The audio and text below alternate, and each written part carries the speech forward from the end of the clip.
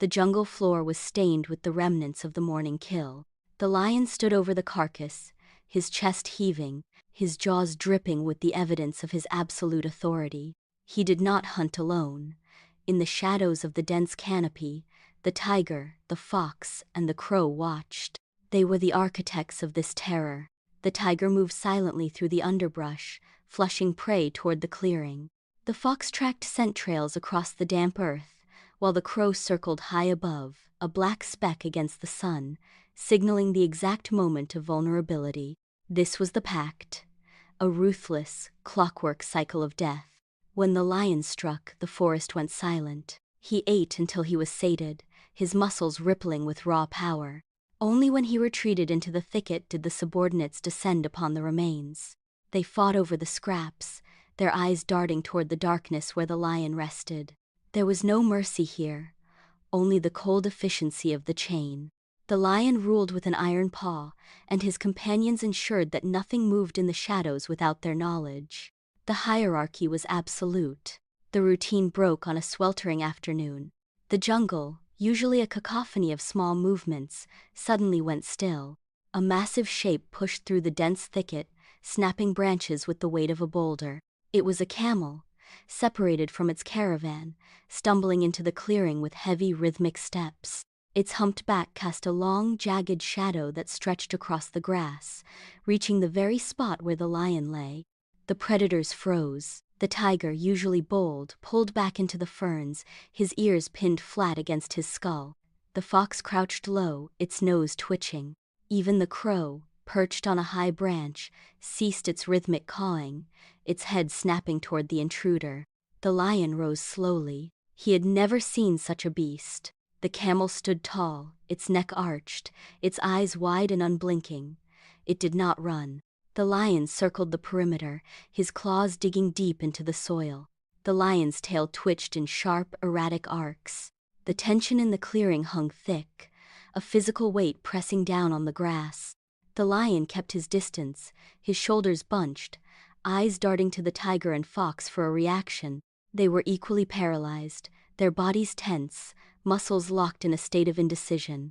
The tiger let out a soft, questioning hiss, but the camel remained motionless, a statue of flesh and bone. High above, the crow shifted. It beat its wings once, twice, and dropped from the canopy in a sharp descending arc. It landed on a low-hanging branch just feet from the camel's head, tilting its beak to inspect the creature. The crow let out a sharp, rhythmic chirp that echoed through the clearing. "It is a camel," the bird croaked, its voice cutting through the heavy silence. "A beast of burden from the sand. They serve humans, they carry loads, they walk in lines, and they possess no instinct for the kill." The lion's ears flicked forward. He straightened his spine, the fur along his neck settling back into place. The tiger and fox exchanged quick, sharp glances, the fear in their eyes replaced by a sudden, predatory glint. The lion took a slow, deliberate step toward the camel, his claws no longer digging into the earth, but tapping against the roots. He circled the creature again, not with caution, but with the cold, calculating interest of a hunter who had just realized his prey was defenseless. The mystery had evaporated, leaving only a target standing in the center of his domain. The lion closed the remaining distance, his gait fluid and measured. He stopped inches from the camel, his head lowered in a gesture that mimicked peace.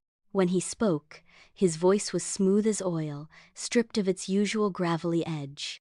"Do not tremble, traveler," he rumbled, his tone vibrating with a practiced, hollow warmth. "You are a guest in our domain. Stay, and you shall be under our protection." The camel, its legs trembling from days of aimless wandering, let out a long, shuddering breath. It bowed its head, the heavy neck arching toward the grass in a sign of total submission. It did not see the shift in the shadows behind the lion. The tiger had moved closer, his tail twitching in a rhythmic, hungry beat against the dirt. The fox sat on its haunches, eyes darting between the lion's back and the camel's soft, exposed throat. The crow, having taken flight again, circled above. The subordinates exchanged glances sharp, calculating, and devoid of any true loyalty to the lion's sudden mercy. They watched the camel follow the lion deeper into the thicket. The lion led the way, his tail swaying with a smug, heavy satisfaction, while the others trailed behind, their eyes fixed on the camel's flank. Days bled into weeks, and the clearing became a place of unnatural stillness. The camel grazed on the lush, low-hanging leaves, its steady chewing the only sound that broke the afternoon heat. It grew accustomed to the shade, its movements slow and heavy with newfound security. Meanwhile, the lion retreated into the tall grass, his belly full and his instincts dulled by the constant proximity of his guest. He stopped patrolling the perimeter. He stopped sharpening his claws against the ironwood trunks. He spent his hours sprawled in the dirt, eyes half-lidded, watching the camel with the detached indifference of a king who had forgotten the necessity of the kill. The tiger, the fox, and the crow watched from the periphery, their own habits fraying at the edges. They no longer scouted the boundaries, they no longer tracked the scent of distant prey. Instead, they paced the perimeter, their eyes constantly drawn to the camel's soft, grazing form. The tiger's fur grew matted from lack of movement, and the fox's sharp movements slowed into a sluggish, prowling crawl. The air in the thicket grew stagnant, heavy with the scent of damp earth and the unspoken, mounting frustration. The peace was not a sanctuary, it was a ticking clock. The change arrived with the setting sun. The lion rose to shift his position, but his legs buckled, sending him crashing into the dry brush. He tried to stand, his muscles twitching violently, but a deep, rattling cough tore through his chest, forcing him back into the dirt. His eyes, once sharp and commanding, clouded over with a glassy, fevered haze. He panted, each breath a labored struggle that shook his entire frame. The jungle heat seemed to intensify, pressing down on the clearing like a physical weight. The tiger, the fox, and the crow watched from the edge of the thicket, their initial alarm quickly replaced by a cold, sharp realization. The lion was no longer the master of the hunt, he was a dying obstacle. The tiger paced a tight circle, his claws unsheathed and digging deep furrows into the soil.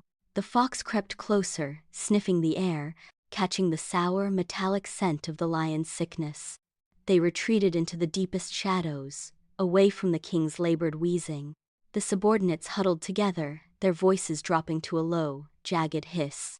They did not look at the lion, they looked at the camel. The three conspirators emerged from the shadows, moving with a synchronized, predatory grace. They approached the lion, who lay panting in the dust, his ribs heaving with every shallow breath. The tiger bowed low, his tail twitching against the dry grass.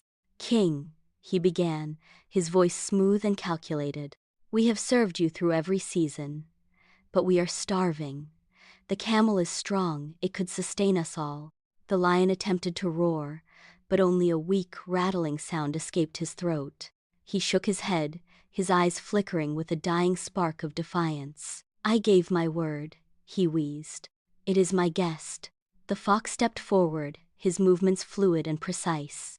He brushed his fur against the lion's mane, a gesture of false comfort. "We do not ask you to break your word, King. We only ask that the camel be given the chance to offer itself." The lion hesitated, his jaw working silently. With a slow, agonizing movement, he nodded. The subordinates turned toward their prey with a collective, hungry grin. The three conspirators marched across the clearing, their strides purposeful and tight. The crow descended, landing just feet from the camel, its wings snapping shut with a sharp click. "The king is dying," the crow lied, its voice a thin, raspy vibration in the quiet air. "He needs a sacrifice to survive. You are his friend, are you not?" The camel stopped grazing. It looked toward the lion, who lay motionless in the distance, then back at the trio. It did not hesitate. The camel walked forward, its hooves crunching rhythmically against the dry, sun-baked earth. It reached the lion's den and lowered its head, bowing its neck in a gesture of pure, unforced surrender. "If my life saves the king, then take it," the camel said, its voice steady and clear. The tiger did not wait for the final syllable to fade. He launched himself from the shadows, a blur of muscle and raw speed. He struck the camel's throat before the beast could even draw a breath to protest. The camel collapsed, its legs folding beneath it as it hit the dirt with a heavy, final thud. The jungle went deathly still. The lion remained where he lay, his eyes fixed on the scene, his body rigid. He did not move to intervene. He simply watched. The clearing erupted into a frenzy of movement. The tiger, the fox, and the crow tore into the feast, their sounds of gluttony echoing against the dense canopy.